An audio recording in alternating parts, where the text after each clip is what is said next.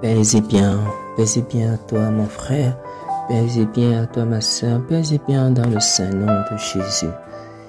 La paix de ce Dieu qui nous aime, la paix de ce Dieu qui ne veut pas nous perdre, la paix de ce Seigneur qui veut nous embrasser.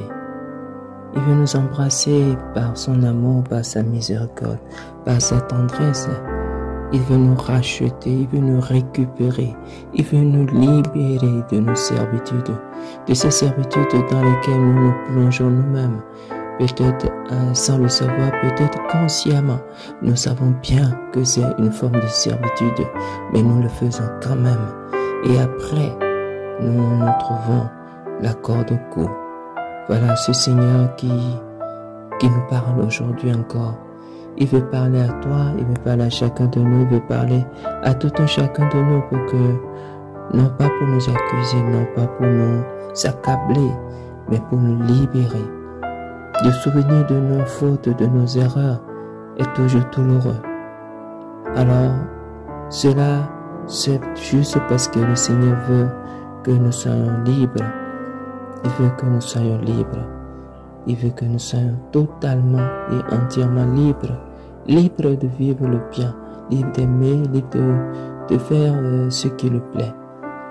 Et voilà que dans sa parole d'aujourd'hui, de la première lettre de Saint Pierre apôtre, voilà, le Seigneur nous dit, il dit qu'il s'adresse aux pasteurs du troupeau.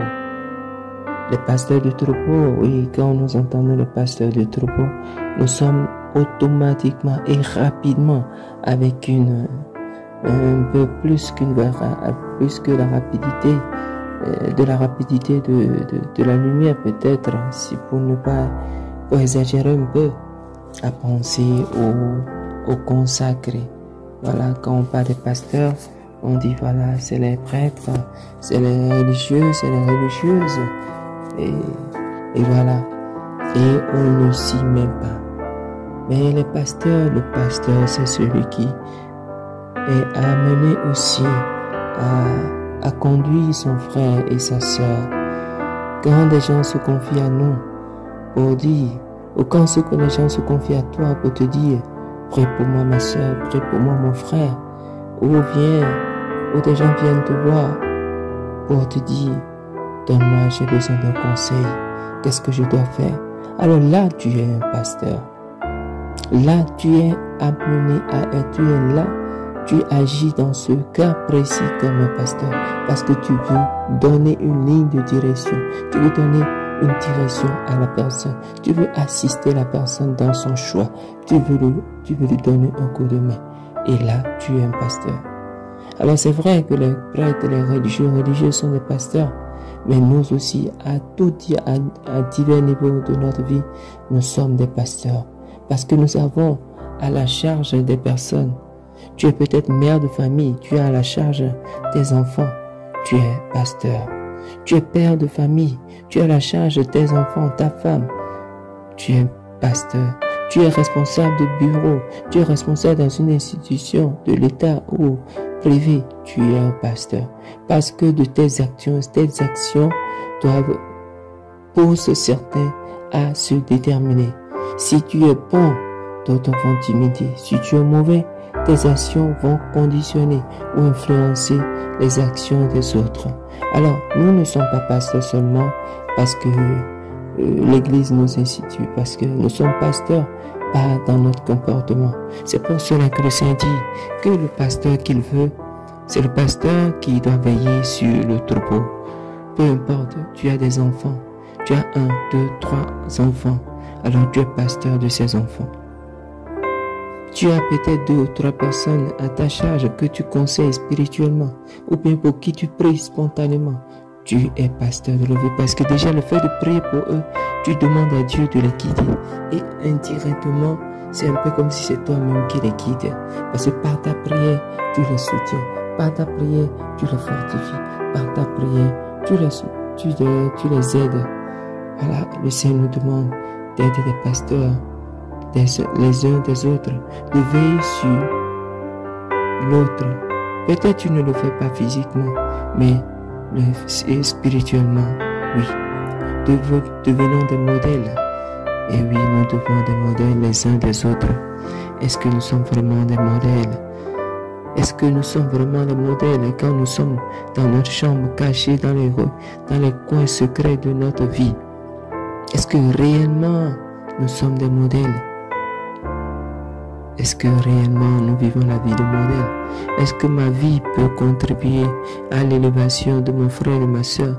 Ou est-ce que ma vie, ma vraie vie, celle que je ne dis pas, celle que je ne veux pas dire, est-ce que ma vie est un modèle? C'est vrai, certains restent dans leur coin, ils vivent leur vie tranquillement et ils sont modèles. Certains non, sont le contraire. Peu importe. Qu'est-ce que tu fais? Est-ce que ta vie est un modèle? Peu importe là où tu es, peu importe ton origine, peu importe ton village, peu importe ton quartier, peu importe le titre que tu as dans ce pays, dans ce monde, peu importe le titre que tu as. Est-ce que tu es un modèle? Est-ce que nous sommes un modèle? Voilà, posons-nous cette question. En quoi est-ce que tu es un modèle? Qu'est-ce qui détermine, qu'est-ce qui caractérise le modèle que tu es? Quand les gens doivent parler de toi, de quoi parlent-ils? Sur quoi se basent-ils? Et quand ils se basent sur une chose, est-ce que en réalité c'est ce qui est? C'est pour cela que Jésus demande à ses disciples, qu'est-ce que les gens disent de moi? Aux gens, au dire des gens, qui est le Fils de l'homme? Pour les uns, Jean-Baptiste pour les autres, et après Jésus leur demande, toi, vous qui m'écoutez, vous qui les avez entendus, pour vous qui suis-je vraiment? Alors, peu importe ce que les gens disent de toi, toi-même tu te connais. Toi-même tu sais ce que tu fais, tu sais comment tu agis, comment tu mènes ta vie. Est-ce que tu mènes ta vie dans la sincérité, dans la vérité, dans la pureté? Est-ce que tu mènes ta vie comme cela se doit? Est-ce que tu mènes ta vie? Est-ce que nous menons notre vie comme le Seigneur nous le demande? C'est vrai, nous sommes des pécheurs, mais nous sommes appelés à être des pierres que le Seigneur veut utiliser. Oui, mon frère, ma soeur, nous sommes appelés à être des modèles. Nous sommes appelés à nous dépasser. Nous sommes appelés à être un modèle meilleur.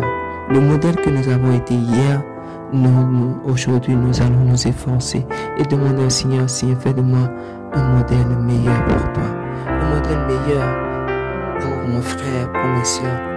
Et aide-moi, Seigneur, à vraiment te suivre, à te suivre vraiment, parce que tu es mon berger et avec toi je ne manque de rien. Sur les prairies fraîches, tu me fais reposer, Seigneur. Voilà, mon frère, ma soeur, demandons cette grâce, la grâce de reposer là où le Seigneur veut nous mène. Parce que le texte, le psaume dit, il me mène vers les eaux tranquilles. Alors, pour me faire revivre, alors demandons la grâce de revivre près des eaux tranquilles. Ne restons pas près des eaux boueuses, près des eaux boueuses. Non, cherchons à la grâce de Dieu qui nous fait vivre, qui nous fait revivre. Parce que le Seigneur nous conduit par le juste chemin, pour l'honneur de son nom. Il nous conduit par le juste chemin, pour l'honneur de son nom, non pas pour notre perte, non pas pour ta perte, non pas pour ta mort, non, mais pour l'honneur de son nom. Il nous conduit par le juste chemin, le chemin de la gloire, le chemin de la bénédiction, le chemin de la faveur. Le Seigneur est là, et il est là toujours pour nous. Alors, mon frère, ma soeur, accrochons-nous, soyons des modèles, désirons d'être des modèles, de vrais modèles, de bons modèles, de beaux modèles pour Dieu, pour mériter, pour remporter la couronne de gloire qui ne se flétrit jamais, jamais. Alors, mon frère, ma soeur, quelle est la couronne que nous voulons porter quand le pasteur suprême, quand le chef des pasteurs se présentera? Quelle est la couronne qu'il mettra sur ta tête? Toi-même, quand tu regardes ta vie, quand nous regardons chacun, nous regardons notre vie, quelle est la couronne que nous méritons? Considérant nos actes, considérant nos comportements, considérant ce que nous faisons, non pas devant les hommes, mais ce que nous faisons dans le secret, en cachette, ce que personne ne voit. Quand nous considérons ces choses, quelle est la couronne que nous méritons? Est-ce une couronne digne du nom ou est une couronne qui n'honorent pas Dieu. Alors posons-nous la question et essayons, vivons notre vie de foi maintenant et pour les siècles des siècles. Prions les uns pour les autres. Continuons de prier pour que le berger suprême nous guide, ne nous abandonne pas et nous conduise tous les jours de notre vie. Amen. Paix et bien à toi mon frère, paix et bien à toi ma soeur, paix et bien. Que le Seigneur nous bénisse et nous garde de tout mal et nous conduise à la vie éternelle.